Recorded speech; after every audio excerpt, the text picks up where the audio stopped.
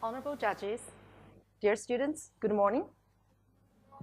Welcome to our interpreting class today.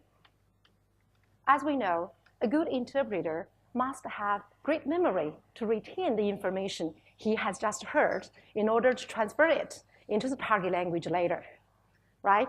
So that's why memory, especially short-term memory, is often considered as a top requirement for a good interpreter. So today, at the very beginning, I'd like to ask you to watch a short video clip of a story, and let's see how good our short-term memory is. Okay, I'm going to ask you how much you can remember. Are you ready? It's a curious fact that 9 people out of 10 become happier when faced with some small misfortune. On my first trip to America 5 years ago, a train in which I was traveling became stuck in a snowdrift. And we did not arrive in New York until a great many hours later, after all the food had been eaten up. I expected the passengers to draw lots as to who should be eaten. But far from that, everybody was in the best of spirits. People who ordinarily would have hated each other found each other to be quite agreeable, and everybody reached an obviously exceptional level of happiness. So that was the story. Now, can I have some students just tell us how much you can remember?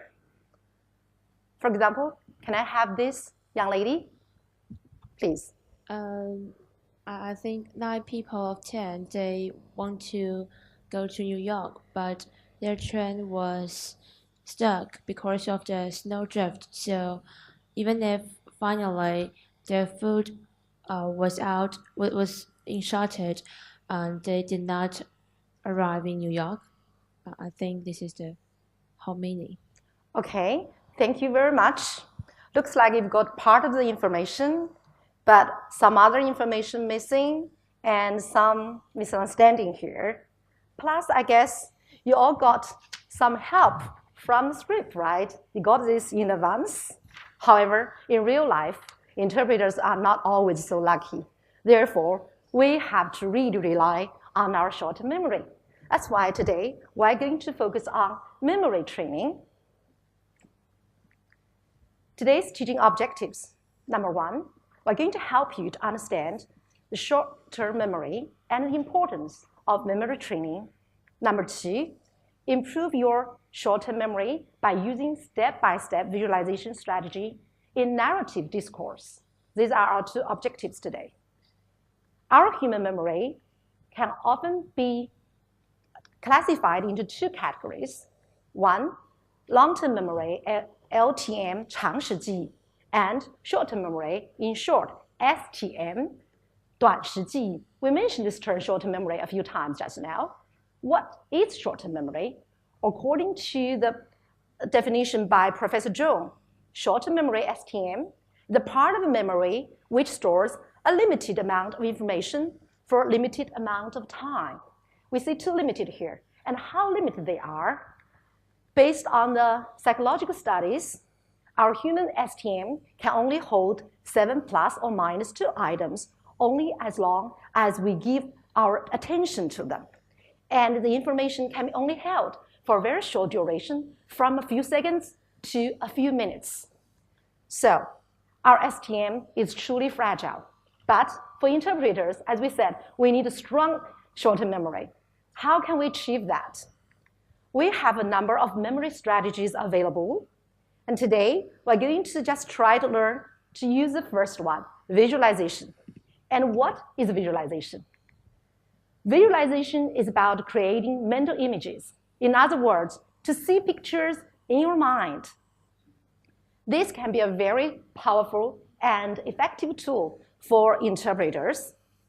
For example, just now in that story, you heard something like, the speaker was traveling in a train, right, to the United States on his first trip. So you can just create a picture like this, which contains a lot of information Sometimes even for some more abstract information. For example, pollution in modern cities. A variety of mental pictures can still be created if you try very hard. Pictures like this about air pollution or water pollution. And why? Why do we need to use visualization? What's the advantage of using visualization, okay, compared with using words? Let's take a quick look. We human beings mostly are visual learners, so we tend to memorize mental pictures better and easier than words because, number one, pictures are concrete, while words are often abstract. Abstract things are harder to remember. And also, visualization process forces us to focus on the message.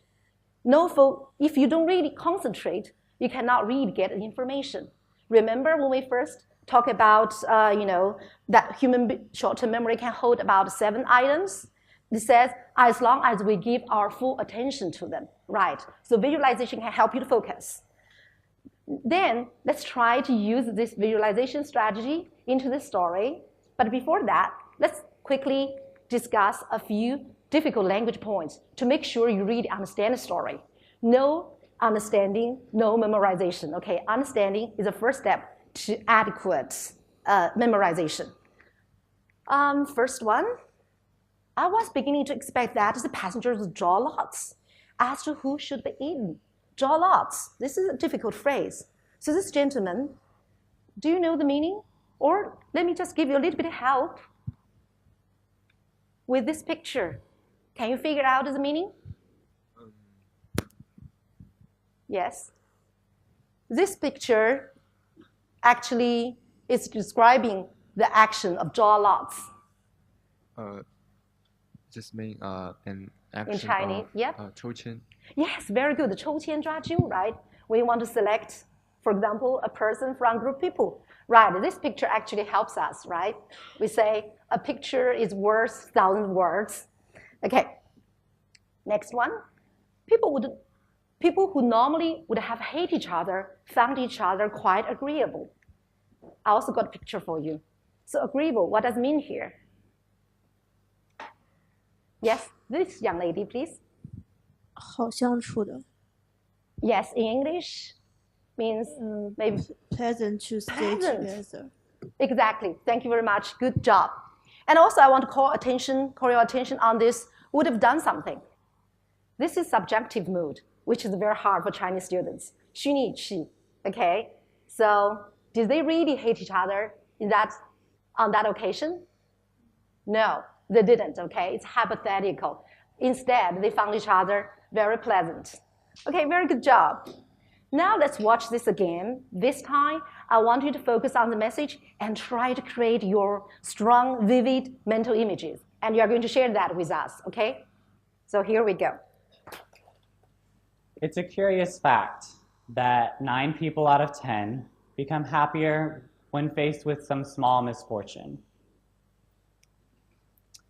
On my first trip to America 5 years ago, a train in which I was traveling became stuck in a snowdrift. And we did not arrive in New York until a great many hours later, after all the food had been eaten up. I expected the passengers to draw lots as to who should be eaten. But far from that, everybody was in the best of spirits. People who ordinarily would have hated each other found each other to be quite agreeable, and everybody reached an obviously exceptional level of happiness. Okay, that was the story again. So now can you just try to describe the mental pictures you've got? Okay? Yep. This young lady, would you please just share the pictures you've got? Thank you. I imagine a train was stuck in a snowdrift and everyone on the train was unconditionally happy and active with each other, and everyone seems, well, happy. Very good. Huh? You saw the train got stuck. You saw happy people, happy passengers. Very good. Okay, so this young lady, do you have any other pictures to share with us? Even if they have such a misfortune, they ran out of food, but they feel happy at last. Right, so you saw the food were gone, eaten up, right? You also saw people are happy, right? Yes, agreeable. Okay, very good job. Now let's take a look at the mental pictures I've created, okay? I've just drawn them. Let's take a quick look. Yes, traveling in a train, right, to the United States. And snow, the train got stuck, and all the food are gone. And the speaker thought people, would turn on each other, as he said, would draw lots to decide who should be eaten. Such a funny exaggeration. And instead, people were very happy. They found each other agreeable. And eventually, I think, yeah, as he said, after many hours, the train finally arrived in New York City. Okay, cute pictures, huh? If you try hard, you can create those vivid mental pictures in your mind. However, there's a problem. When the story gets longer, with too many pictures, it can get very messy, right? And eventually, we need to really retrieve the information and reconstruct it logically, right? To do a proper job for interpreters. So how can we organize those pictures, mental pictures? In other words, how can we create the connections among those pictures and then retrieve them logically? This depends on the type of discourse we're dealing with. Today, story we're dealing with is a typical narrative discourse, right? Okay, 叙事体. Therefore, we need to understand the features of narrative, which is the easier one, okay, compared with some other type of discourse. First, orientation, that's the first part of narrative. That is about when, where, and who. And then complication, which is about conflict. Every story must have conflict or problems, otherwise it won't be interesting, right? And then evaluation, which is about the reactions of the characters, the people involved, to the problem. And eventually, the problem will be solved. Therefore, the story reaches ends. It has a solution. Okay, so this is a very important structure or elements of narrative discourse, following these four parts. And normally, we arrange story by time order, right? Chronological order. So you have to really understand this. Later on, you can follow this step-by-step visualization to retrieve the information logically in order to reconstruct the whole story. And also, I want to remind you, because you are going to retell story in English, and we do have a little bit of problem with our second language. Remember what tense you should use when you tell story? Normally, we use past tense, exactly. However, sometimes we also use, present tense, okay? But in this case, it's still past tense. Okay, so with these features, the structures of narrative, let's watch the video again and then try to organize those messy pictures in our mind. And then you are going to retell it. Okay, so you got this instruction already, retell the story. You need to use a step-by-step visualization technique. So are you ready? Here we go. It's a curious fact that 9 people out of 10 become happier when faced with some small misfortune. On my first trip to America 5 years ago, a train in which I was traveling became stuck in a snowdrift. And we did not arrive in New York until a great many hours later, after all the food had been eaten up. I expected the passengers to draw lots as to who should be eaten. But far from that, everybody was in the best of spirits. People who ordinarily would have hated each other found each other to be quite agreeable, and everybody reached an obviously exceptional level of happiness. Okay, so that was a story. Now, can I have a student to retell a story based on this step-by-step visualization? organize the images in your mind. Okay, who gets the mic? Then can I ask you to retell a story, please? It's a curious fact that 9 people out of 10 become happier when faced with small misfortunes. On my first trip to America 5 years ago, the train that I was traveling became stuck in a snowdrift, and we didn't arrive our destination until many hours later, after all the food in the train had been eaten up. I had imagined the passengers on the train to draw lots as to who to be eaten.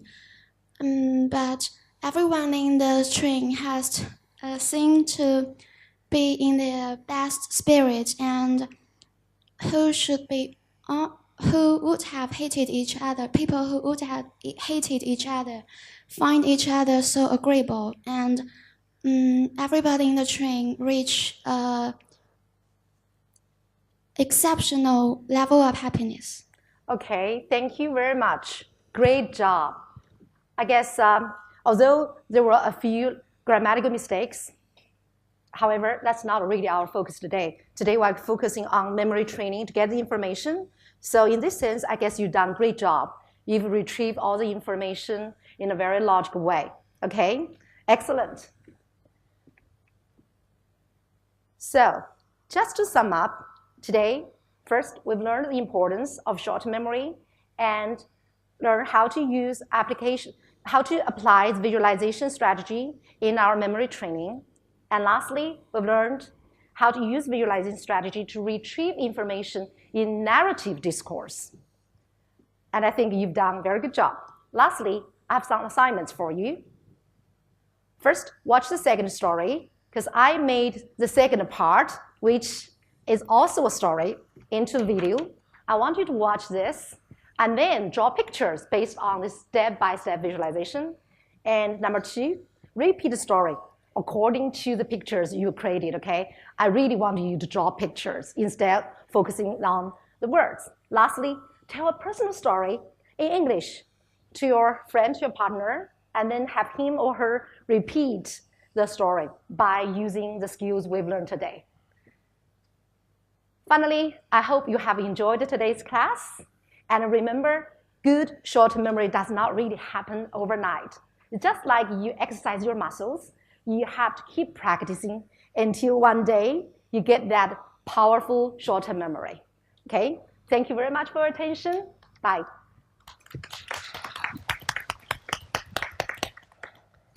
Thank you very much for your teaching again. And I would like to ask you 2 questions.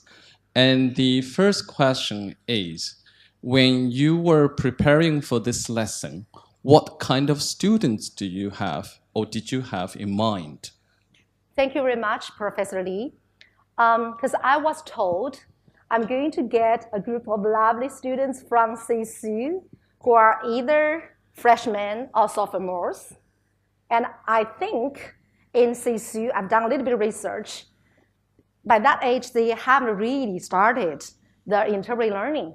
So that's why I decided to go with short memory training, which is often considered as the first step of interpreting training, instead of really asking them to do the actual interpreting, because this is a very important step. So I think at the very beginning, it might be appropriate, to teach short-term memory, to give them a right idea and also lay a solid foundation. Okay. Thank you. And another question is, when we speak of curriculum, we know there are at least 4 major components in it, right? We talk about the objectives, the goals, and then we look at the contents, then the methodology, and the last part is the assessment and evaluation.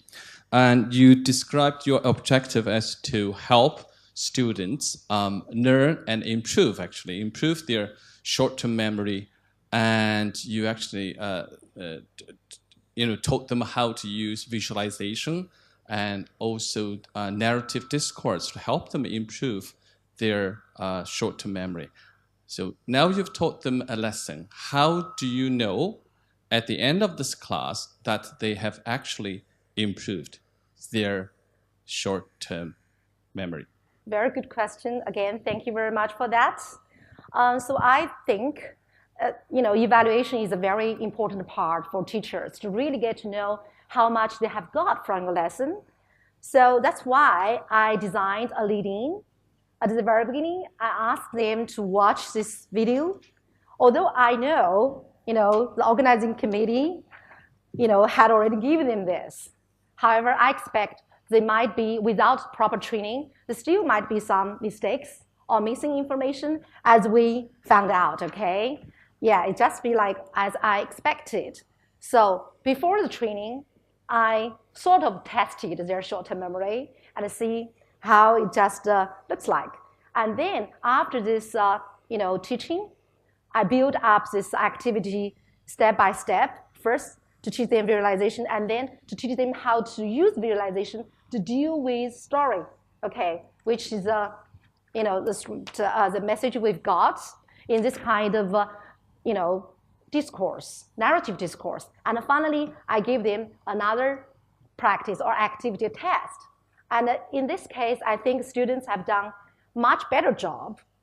Therefore, I could say, I feel justified to say, in a way, this kind of a quick training works a little bit. Of course, this needs a lot of practice in the future, right? And doesn't really happen within a day. And also, we need to also combine other strategies and let them work together. I hope that answered your questions. Thank you very much. Thank you.